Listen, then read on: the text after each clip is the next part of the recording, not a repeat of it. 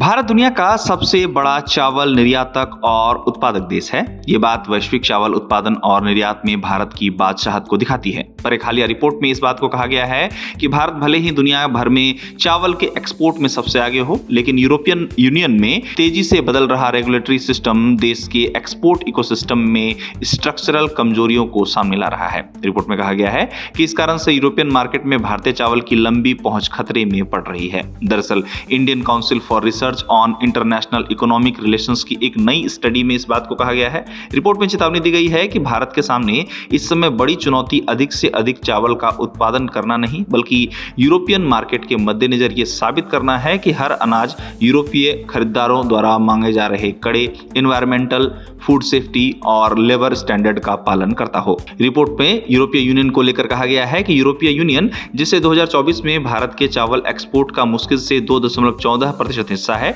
वह बहुत ज्यादा असरदार हो गया है, क्योंकि इसके नियम प्रीमियम एग्रीकल्चरल ट्रेड के लिए ग्लोबल बेंचमार्क तय कर रहे हैं। बताया गया है कि ईयू को एक्सपोर्ट में भारत का हिस्सा असल में 2014 के 3.15% से कम हो गया है, जबकि दुनिया भर में कुल एक्सपोर्ट में काफी बढ़ोतरी हुई है। वहीं ध्यान देने वाली बात यह है कि भारत ईयू का सबसे बड़ा बाहरी चावल सप्लायर बना हुआ है, जिसका एक्सपोर्ट 2015 में $231.3 मिलियन से बढ़कर 2025 में $550.8 मिलियन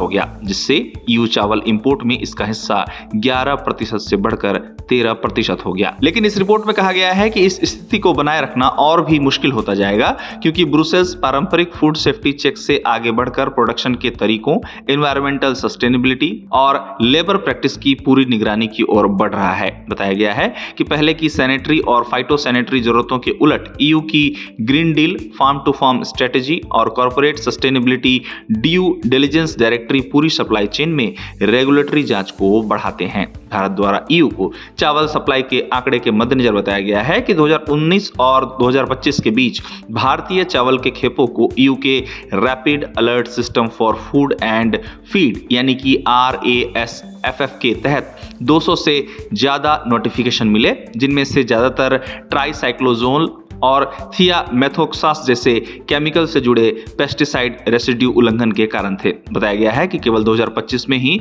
भारत ने 52 एक्सपोर्ट रिजेक्शन नोटिफिकेशन दर्ज किए, जो पाकिस्तान के लगभग 55 के बराबर थे, जबकि म्यांमार और थाईलैंड जैसे कॉम्पिटिटर ने कोई भी रिजेक्शन नहीं झेला और कंबोडिया ने सिर्फ 1 और वियतनाम ने 1 रिजेक्शन रिपोर्ट किया, जबकि उन्हें यूरोपीय बाजारों तक बराबर पहुंच मिली हुई थी। रिपोर्ट में कहा गया कि यह मुद्दा बाजार में भेदभाव की कम और नियमों का पालन न करने से ज्यादा है। रिपोर्ट में कहा गया है कि एफिशिएंसी बनाने के बजाय ओवरलैपिंग मैंडेट ने एक्सपोर्ट के लिए लागत को बढ़ाने का काम किया है और जवाबदेही कम कर दी है। साथ ही यूरोपियन मार्केट में चावल के एक्सपोर्ट के मद्देनजर चावल की जांच को लेकर लेबोरेटरी की क्षमता पर भी इस रिपोर्ट में कहा गया है कि हालांकि एपिडा ने 126 लेबोरेटरी को ऑथराइज किया है, लेकिन सिर्फ 50 ही चावल एक्सपोर्ट को टेस्ट करने के लिए तैयार हैं। उनमें से सिर्फ 47 को FSSAI से मान्यता मिली है और इसी तरह EIC 8 लेबोरेटरी चलाता है, जिनमें से सिर्फ 6 ही चावल टेस्ट कर सकती हैं, जबकि इसकी 81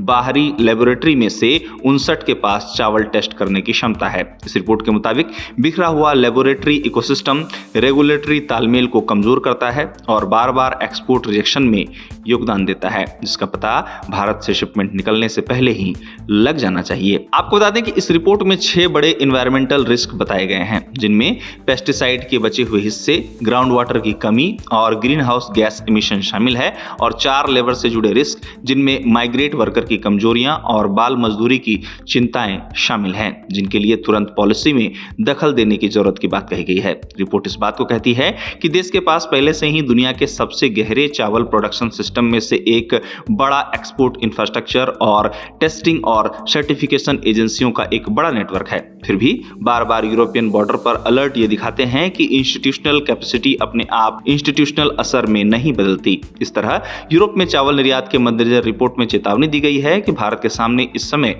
चुनौती अधिक से अधिक चावल का उत्पादन नहीं करना है, बल्कि यूरोपियन मार्केट के मद्देनजर यह साबित करना है कि हर अनाज यूरोपियन खरीदारों द्वारा मांगे जा रहे कड़े एनवायरमेंटल, फूड सेफ्टी और लेबर स्टैंडर्ड्स का पालन करते हों। गौरतलब है कि हाल ही में भारत और यूरोप के बीच FTA हुआ है और इससे भारत और यूरोप के रिश्तों में गहराई भी आई है। जहां तक चावल की बात है तो भारत यूरोपीय यूनियन को बड़ी मात्रा में चावल का निर्यात करता है। भारत द्वारा मुख्य तौर पर बासमती चावल का निर्यात यूरोपियन देशों को होता है। आंकड़ों के मुताबिक 2024-25 में भारत ने ईयू को लगभग $237 मिलियन मूल्य के बासमती चावल का निर्यात किया। 2023 के आंकड़ों के अनुसार भारत ईयू के चावल आयात बाजार में लगभग 16.5% की हिस्सेदारी रखे हुए था। आंकड़ों के मुताबिक यूरोपीय यूनियन सालाना अपने खपत के मुताबिक 1.2 मिलियन टन चावल का आयात करता है, जिसमें भारत दुनिया के सबसे बड़े चावल निर्यातक के तौर पर अहम भूमिका निभाता है। इस समय भारत का चावल निर्यात लगातार चर्चा में है, क्योंकि तमाम हालिया दिक्कतों के बावजूद भारत के चावल निर्यात में साल दर साल